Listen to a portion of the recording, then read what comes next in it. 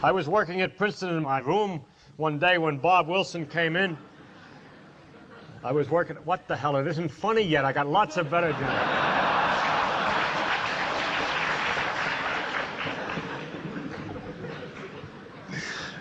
Bob Wilson came in and said that he had been funded to do a job that was a secret and was not supposed to tell anybody, but he was going to tell me because he knew that as soon as I knew what he was going to do, I'd see that I had to go along with it.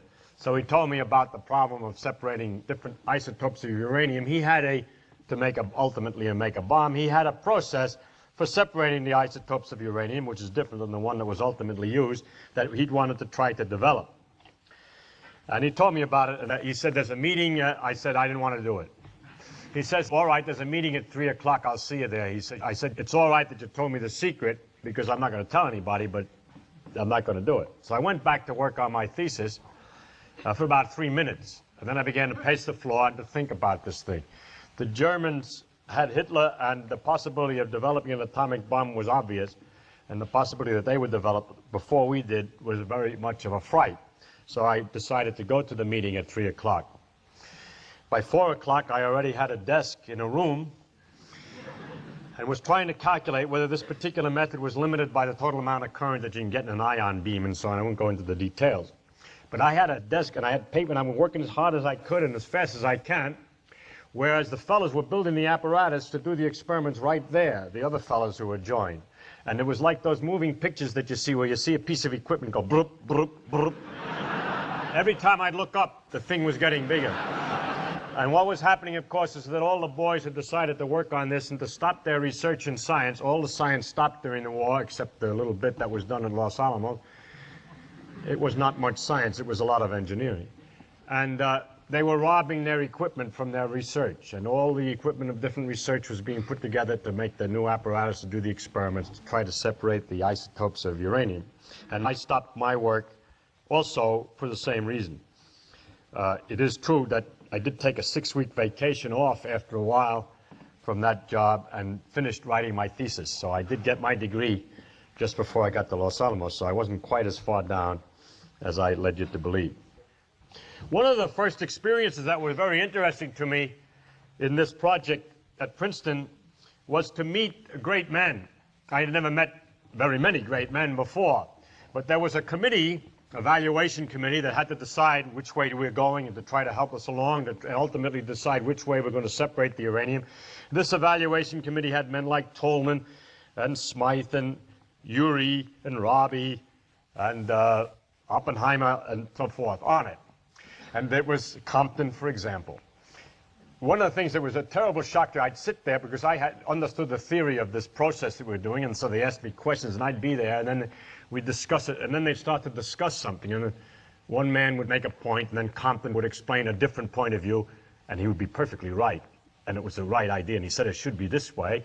Another guy would say, well, maybe there's this possibility we have to consider against it, another possibility we have to consider. Now, I'm jumping. They should repeat Compton's, he should say it again, he should say it again, because everybody's disagreeing with him all the way around the table. So finally at the end, Tolman, who's the chairman, says, well, having heard all these arguments, I guess it's true that Compton's argument is the best of all, and now we have to go ahead. And it was such a shock to me to see that a committee of men could present a whole lot of ideas, each one thinking of a new facet, and remembering what the other fellow said, having paid attention, and so at the end, the decision is made as to which idea was the best to summary it all together without having to say it 3 times, you see. So that was a shock, and these were very great men indeed.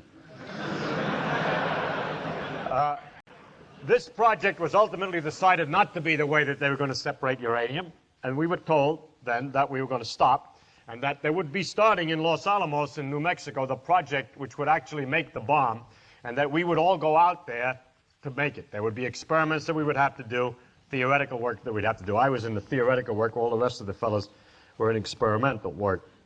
The question was what to do, because we had this hiatus of time where we had just been told to turn off, but the Los Alamos wasn't ready yet. So Bob Wilson tried to make use of his time by saying to send me to Chicago to find out all that we could find out about the bomb and the problems, so that we could start to build in our laboratories equipment, counters of various kinds and so on. That would be useful when we got to Los Alamos. So no time was wasted. I was sent to Chicago. with the instructions to go to each group, tell them I was going to work with them, have them tell me about a problem to the extent that I knew enough details that I could actually sit down and start working on the problem. And as soon as I got that far, go to another guy and ask for a problem. And that way, I would understand the details of everything. It was a very good idea. My conscience bothered me a little bit, but it turned out accidentally. I was very lucky. In one of the guys explaining the problem, I says, why don't you do it that way? And in a half an hour, he had it solved, and they'd been working on it for 3 months, so I did something. So I came back from Chicago, and I described this situation, how much energy was released, what the bomb was going to be like, and so forth to the fellows. I remember a friend of mine who worked with me, Paul Olam, mathematician, came up to me after. He said, when they make a moving picture about this, they'll have the guy coming back from Chicago telling the Princeton men all about the bomb, and he'll be dressed in a suit and carry a briefcase and so on, and you're in dirty shirt sleeves and just telling us all about it. But it's a very serious thing anyway. And so he appreciated the difference between the real world and that in the movies. Well, there still seemed to be a delay. And Wilson went to Los Alamos to find out what was holding things up and how they were progressing. And when he got there, he found that the construction company was working very hard and had finished the theater and a few buildings, because they understood how, but they hadn't gotten instructions clear on how to build the laboratories, how many pipes for gas, how much for water. So he simply stood around and decided how much water, how much gas, and so on, and told them to start building the laboratories. And he came back to us. We were all ready to go, you see. And Oppenheimer was having some difficulties in discussing some problems with Groves, and we were getting impatient. So what, as far as I understand it from the position I was in, Wilson called Manley in Chicago, and they all got together, and they decided we'd go out there anyway when it wasn't ready. So we all went out to Los Alamos before it was ready. We were recruited, by the way, by Oppenheimer and other people, and he was very patient with everybody. He paid attention to everybody's problems. He worried about my wife who had TB and whether there would be a hospital out there and everything, and it was the first time I met him in such a personal way, and he was such a wonderful man. We were told, among other things, to be careful and not to buy our train ticket at Princeton, because Princeton was a very small train station, and if everybody bought a train ticket to Albuquerque, New Mexico, there'd be some suspicion that something was up. And so everybody bought that ticket somewhere else except me, because I figured if everybody bought that ticket somewhere else, it was... So when I went to the train station and I said, I want to go to Albuquerque, New Mexico, he says, oh, he says, so all the stuff is for you.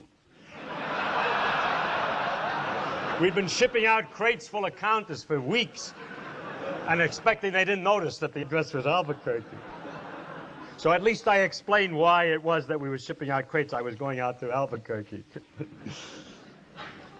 Well, when we arrived, we were ahead of time. And the houses for the dormitories and things like that were not ready. In fact, the laboratories weren't quite ready. We were pushing them. We were driving them by coming down ahead of time. They went crazy at the other end, and they rented ranch houses all around in the neighborhood. And we stayed at first at a ranch house, and we'd drive in the morning. The first morning I drove in was tremendously impressive. The beauty of the scenery for a person from the East who didn't travel much was sensational. There's a great cliffs. You've probably seen the pictures. I won't go into it much detail. This thing was high on a mesa, and you'd come up from below and see these great cliffs. And we were very surprised. And the most impressive thing to me was that as I was going up, I said, maybe there were Indians even living here. And the guy who was driving the car said, just stop. He stops the car, walks around the corner, and there are Indian caves that you can inspect. So it was really very exciting in that respect. When I got up to the site the first time, I saw at the gate of the, you see, there was a technical area where we're supposed to do the work with a fence, or supposed to have a fence around it ultimately, but because they were still building, it was open. Then there was supposed to be a town, and then a big fence further out around the town. They were still building, and my friend Paul Olam, who was my assistant, was standing with a clipboard checking the trucks coming in and out and telling him which way to go and to deliver the materials in different places. When I went into the laboratory, I would meet men that I'd heard of by seeing their papers in the physical review and so on. I never met him before. This is John Williams, they said. The guy comes standing up from a desk which is covered with blueprints, his sleeves all rolled up, and he's standing by some windows at one of the buildings ordering trucks and things going in different directions to build the things. In other words, we took over the construction company and finished the job. The physicists, in other words, at the beginning, the experimental physicists particularly, had nothing to do until their buildings were ready and apparatus was ready, so they just built the buildings, or assisted in building the buildings. The theoretical physicists, on the other, it was decided that they wouldn't live in the ranch houses, but they would live up at the site because they could start working right away.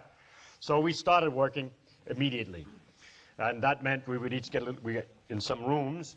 There were no blackboard except for one, a roll blackboard, you know, that on wheels that you'd roll around, and we'd roll it around, and Serba would explain to us all the things that they'd thought of in Berkeley about the atomic bomb and nuclear physics and all these things. And I didn't know very much about it. I'd been doing other kinds of things. And so I had to do an awful lot of work. Every day I'd study and read and study and read, and it was a very hectic time.